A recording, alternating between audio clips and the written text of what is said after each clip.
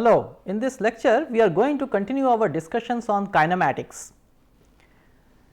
This is our topic relative motion, and the overview of today's lecture is relative motion, which we will discuss for rotating frames. In the last lecture you saw relative motion in translating frames. Here we are going to discuss relative motion in rotating frames. Let me just repeat what I discussed previously also. Curvilinear translation, in which the coordinate system does not change its orientation, it is non-rotating, the frame is non-rotating, whereas for a general curvilinear motion you can have a rotating frame as well as translation. We are going to discuss today this kinematics in rotating frames. Let us recall the kinematics in plane polar coordinates, for example. On the right I have shown you some figures which should help you to recall what we discussed. For a particle moving on a curvilinear path, how we defined our plane polar coordinate frames and how we defined the time derivatives of the frame vectors. This is how we defined them. E r cap dot is theta dot E theta cap and E theta dot cap is minus theta dot E r cap. This was derived in the previous lecture. Today we are going to see an alternative way of representing this. We introduce a new frame, a new frame vector, unit vector E z cap, which is perpendicular to E r and E theta, such that E z is E r cross E theta. This is the way we are going to define it, and by circular rotation I will get E theta is equals to E z cross E r. What I am doing is I am just taking this here, this here and this here. This keeps the cross products the same. So, you can check this, you should check this. Therefore, in the figure on the right, the E z cap vector is coming out of the plane of the screen, it is coming out of the plane of the screen. That is why E z cap should be E r cap cross E theta cap.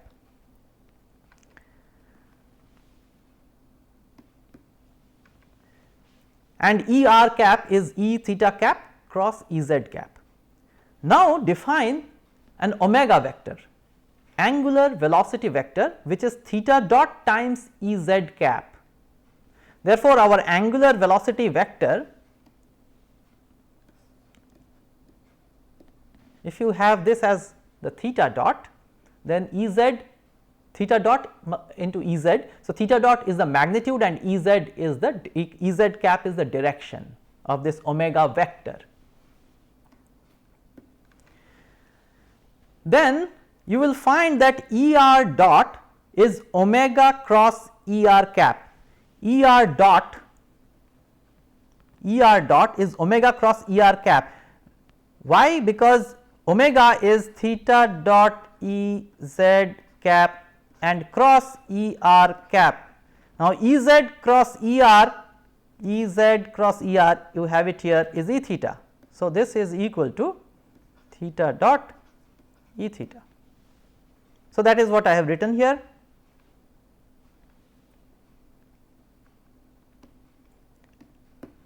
If you proceed like this, then E theta cap dot is omega cross E theta cap. This you can also check in a similar manner, and that turns out to be minus theta dot E r cap. Now, using this idea, let us now understand the kinematics in a rotating frame. How do we represent frame the frame vector rates? First, consider a vector B shown on the right. It is a red vector B which is fixed to the frame xyz, small xyz, the green frame. and the unit vectors, unit frame vectors are I cap, j cap, k cap of the green frame. There is another frame which is fixed with distant stars, which is capital X, capital Y, capital Z, which is fixed. So, that is not changing directions, it is not rotating, whereas the green frame in general can be a rotating frame. The representation of the B vector can in general be this Bx I cap plus By j cap plus Bz k cap, which you already know. Let the frame xyz frame angular velocity vector be omega. Let omega be the angular velocity vector of this green frame. If you take the time derivative of this vector B, remember B is fixed in xyz, that means these things are constant, Bx, By, Bz are constants, as if this is welded to this frame. The vector is welded to the green frame. Therefore, if I take the time derivative of this vector, because this green frame is rotating, so I have the frame vector rates, frame vector derivatives, but Bx, By, Bz being constants, they do not get derivated. Therefore, I cap dot, j cap dot and k cap dot, and following the previous prescription just that we just now saw, we can write I cap dot as omega cross I cap.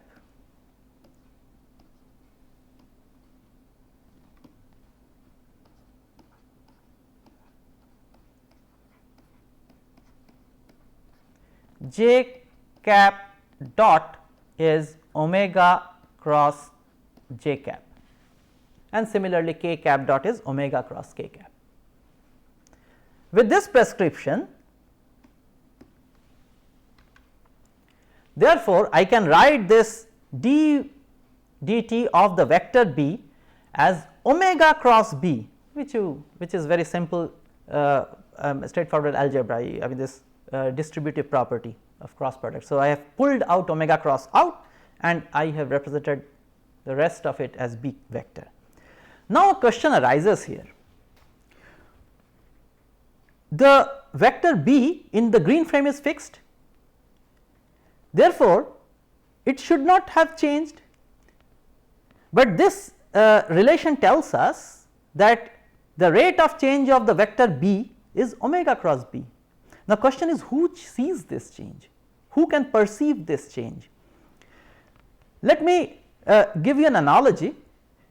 Suppose you are sitting in a big auditorium and you are watching another person, you are sitting on a seat and you are watching another person sitting in the same auditorium and on another seat.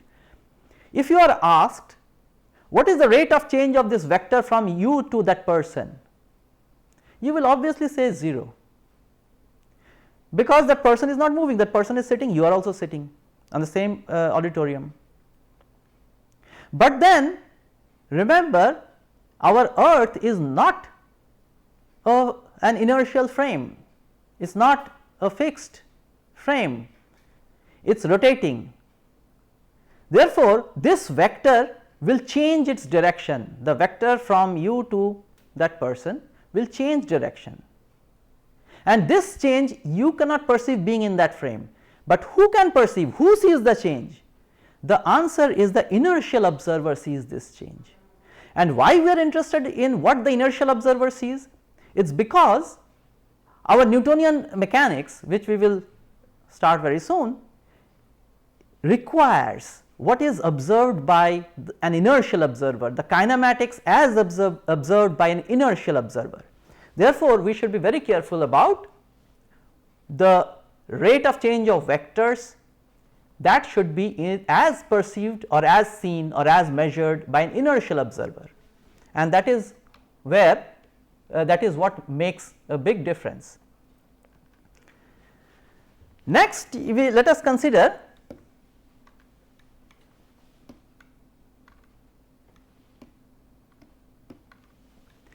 of vector B, which is a function of time, that means B is changing in that green frame, xy, small x y z frame. and of course frame is rotating. Therefore, the representation of B as a function of time is like this, and you can see now the components of B in x, y, z, they are also functions of time. Therefore, if I differentiate with respect to time, then I will have two derivatives. One is of the components, time derivative of the components like Bx dot, By dot, Bz dot, and the frame unit vectors as well, as I have written here. Now, the first part where the coordinates are getting derivated because the B vector is the components are time dependent, this is called the local derivative. This is seen by the local observer. This is like you are sitting on a chair in an auditorium and you are seeing another person walking past. Then that vector from you to that person, that is changing in your local frame as well. So, that is Bx dot I cap plus By dot j cap plus Bz dot k cap. Whereas, because of the earth's rotation there is an additional change of the frame axis, and that is represented by the frame derivative term. Therefore, I can write this, I will write it like this. This is as seen by the change as seen by the inertial observer. This is the change as seen by the local observer sitting in the rotating frame, and this is because of the frame derivative. Therefore, d dt is the rate of change of a vector as seen by an inertial observer, del del t is the rate of change of a vector as seen by the local observer, the local frame. So, this is the convention we will follow.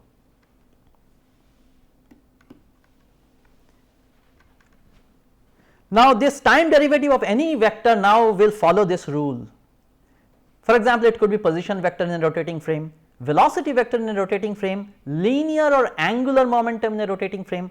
Every time we take derivatives, we are going to follow this prescription, because we want everything to be as seen by an inertial observer. That is the requirement of Newton's Newtonian mechanics. Now, consider the position of a moving particle. Now, you see A is a particle as observed by two observers. One is B. B is in a rotating frame, which is a non-inertial frame, and O is an observer in the inertial frame. O is at the origin of this capital XYZ, whereas B is at the origin of small xyz frame, which is a rotating frame, a non-inertial frame. I can write the position vector of A, particle A, as position vector of particle B plus this relative vector which we have seen in the last lecture as well. Position vector of A is position vector of B plus R. It is shown here in the diagram, it should be easy to follow. If I take time derivative, so d dt, that will be dra dt will be Va, velocity of particle A, Vb will be velocity of particle B, these are all seen by the inertial observer, plus d dt of the relative vector R from B to A. So, that follows that prescription which we just now discussed. It is del R del t plus omega cross R. The first term is because of the local change that the observer B sees in his or her frame, and omega cross R is because of the frame rotation. Now, this is a very important relation for us. This del R del t we are going to henceforth write as V rel. Del R del t we are going to write as V rel, V relative to in the rotating or non-inertial frame. One thing you must be careful about while using these relations, these are vector relations, so they should be true in any frame, whether you use the frame vectors of capital XYZ or you use the frame vectors of small xyz. The vectors must all be represented in one frame, either it can be capital XYZ or it can be small xyz, but should not be mixed up.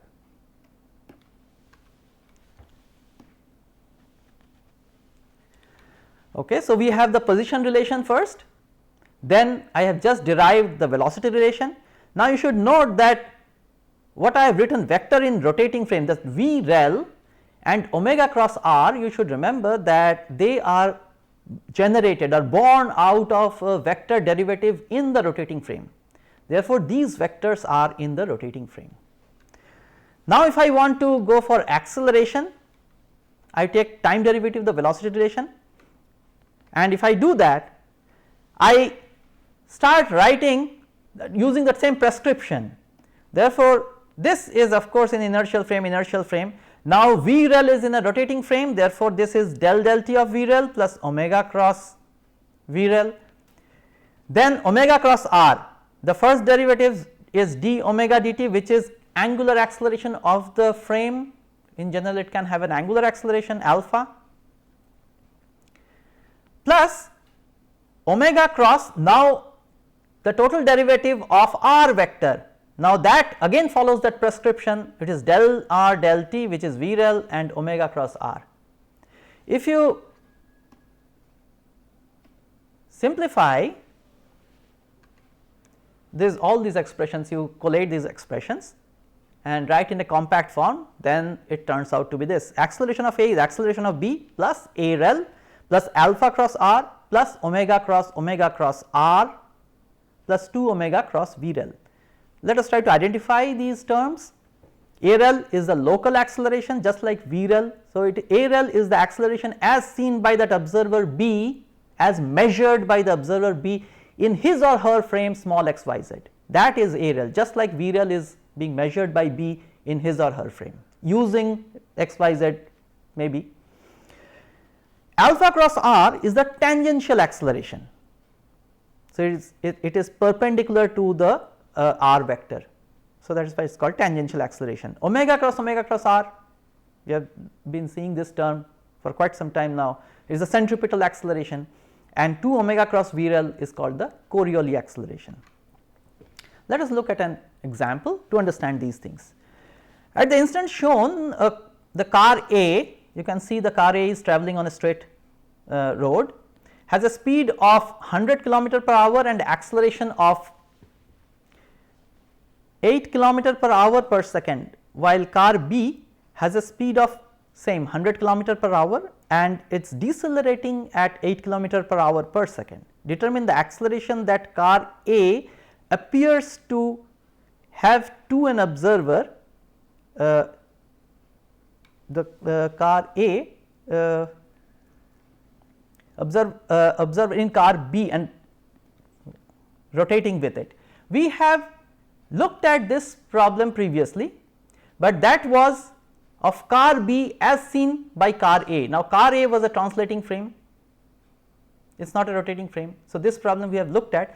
This time we are asking how does the car B observer perceives. Now, car B observer is sitting in the car and hence rotating with B. We would like to find out the velocity and acceleration of car A as observed by a person sitting in car B and rotating with it. Okay. We fix up a frame xy, I have shown here xyz actually, z is, you should note this, z is into the plane of the screen, z is into the plane of the screen. We fix this xyz to car B so that it becomes a rotating frame, then only we can observe this. We describe all velocities using this frame unit vectors. As I mentioned, you have to describe all vectors in one frame. This could be a rotating frame and here we are using that. For example, velocity of A, which is an absolute thing, is 27, this is in meters per second, 27.8 I cap meter per second. The conversion is straightforward. Acceleration of A is 2.22 I cap meters per second. Remember, A is accelerating forward. So, it is 2.22 I cap meters per second square. Velocity of car B, which is tangent to the path on which it is travelling, is also 27.8 I cap meters per second, because velocities are at this instant and the speeds are same. Now, acceleration of B, this requires a little thought. B is travelling on a curved path, on a circular path to be precise, circle of radius 300 meter as shown. Therefore, it will have tangential acceleration and centripetal acceleration because of path curvature.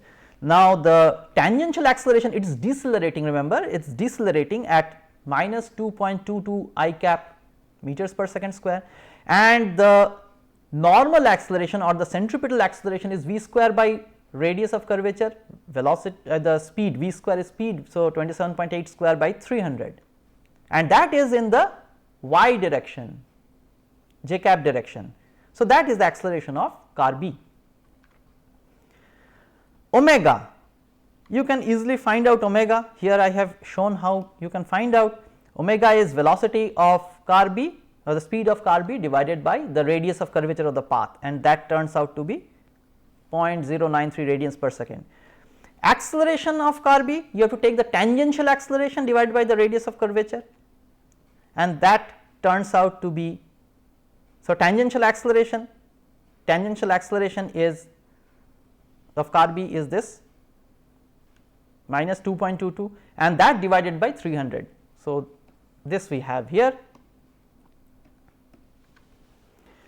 Now, we use the relations that we just now derived, velocity of A is velocity of B plus VREL. VREL is the important quantity that we want to find out, plus omega B cross BA. Now, this vector we are, so the observer is in car B and the observer wants to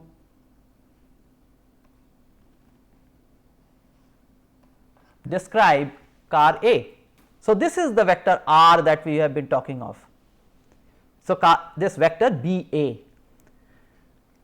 and we are sitting in car B. So, observer is sitting in car B, therefore, the observer's angular velocity is omega B, which is the frame angular velocity. If you plug in all this data what we have written out, then we can find out VREL, we can solve for VREL, and this is the relative velocity as seen by an observer in that rotating frame. That is how we defined VREL, remember. Similarly, we write the acceleration expression, and what is unknown to us? What do we want to find out? We want to find out AREL, the acceleration as observed by the observer in the rotating frame, and this is a straightforward plugging in the expressions and finding out the answer. AREL turns out to be 4.99 I cap minus 2.46 j cap meters per second square. This you can check out, the straightforward algebra. Okay. Now, based on what we have discussed, let us quickly look at how we can easily find out the kinematics in as complex coordinate system as a spherical coordinate system. Here I have shown 1/8 of a sphere. So, in spherical coordinate system, like in cylindrical coordinate system, we try to describe the particle motion on cylinders, right, on a cylindrical surface. If you look at the previous lecture, then we have described the motion of particle using a cylinder and its axis and datum and the ER vector, E theta vector, Ez vector. In the case of spherical coordinates, we do it on spheres. Here I have shown for simplicity 1/8 of a sphere, as good as I could draw, and this one dashed line is from the center of the sphere to the point where the, so the curve in the xy plane is the equator. The curve that you see on the xy plane is the equator, and the dashed line that runs down from the north pole to the equator is the longitude at which the particle is there somewhere, and I have another dashed line which is on the equatorial plane. All these things we will use to describe certain angles, as I will show you. Let us join the center of the sphere to the particle by this blue dashed line and define that as the radial coordinate. So, the coordinate radial coordinate in spherical coordinates is defined like this: join the center of the sphere to the particle. The one angular coordinate theta is measured from, let us say, the x axis to the radial line on the equator, on the equatorial plane, as I have shown you. So, that is theta, and phi is the angle measured from this equatorial plane line to the radial line. So, that is phi. So, we have three coordinates r, theta and phi. Now, we define, based on these coordinates, we will define our frame vectors. ER, the radial frame unit frame vector, it is away from the center of the sphere, at the particle away from the center of the sphere, just like in even in cylindrical coordinates or polar coordinates, or yeah, right, cylindrical polar or plane polar. So, ER drawn from at the particle location radially outwards, that means away from the center. So, it is in the direction of increasing r. E phi is tangent to the longitude and in the direction of increasing phi. E theta is in the direction of increasing theta, and such that ER, E theta, E phi, they form a right handed coordinate system, with the conditions that ER cross E theta is E phi, as you can very easily check. ER cross E theta is E phi, E theta, and then the circular permutation E theta cross E phi is ER, and E phi cross ER is E theta. This you can check. Now, this, as the particle moves, this frame, you can realize this frame is going to rotate. This frame vectors are going to change direction, very easy, because if phi changes, E phi is going to get more and more inclined. Similarly, if E theta changes, the theta changes, E theta is going to rotate. Let us first express omega of the frame. Now, to do that,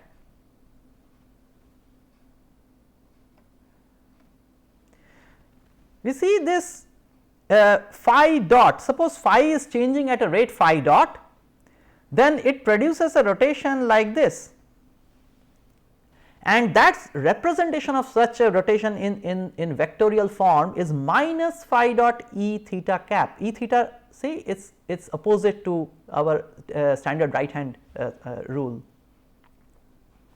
Therefore, this representation is minus phi dot E theta cap. The other rotation is theta.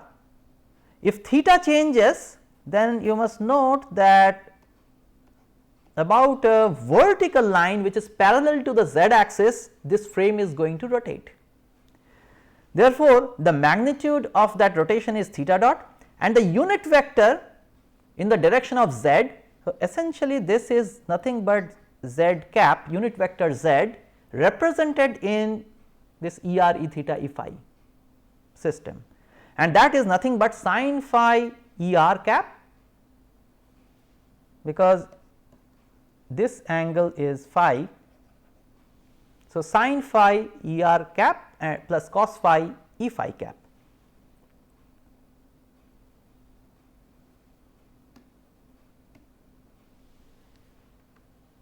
And this rotation, you see, is positive about the z axis. I have rearranged these terms so as to write in terms of ER, E theta, E phi.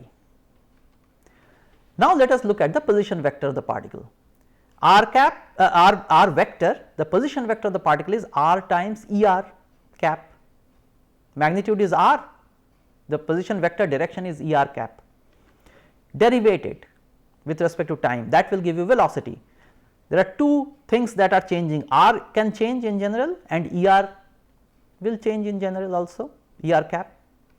Therefore, I have R dot ER plus R times omega cross ER, same prescription, and if you write out, if you use this omega expression, and write omega cross ER, you will get these two terms r theta dot cos phi E theta cap and r phi dot E phi cap, right. This you can check very easily. Then go to acceleration, derivate the velocity vector and use the same thing one again. So, the coordinate derivative and the frame derivative for the first term, the coordinate derivative and the frame derivative for the second term plus coordinate derivative and frame derivative for the third term. You can rearrange this in a nice manner and get this expression. So, to summarize, we have looked at kinematics in rotating frames which represent non-inertial observers, and we have seen how to find out derivative as seen by time derivative as seen by an inertial observer. This is the most important conclusion from this lecture, and we have looked at the kinematics in spherical coordinate system. So, with that I will close this lecture.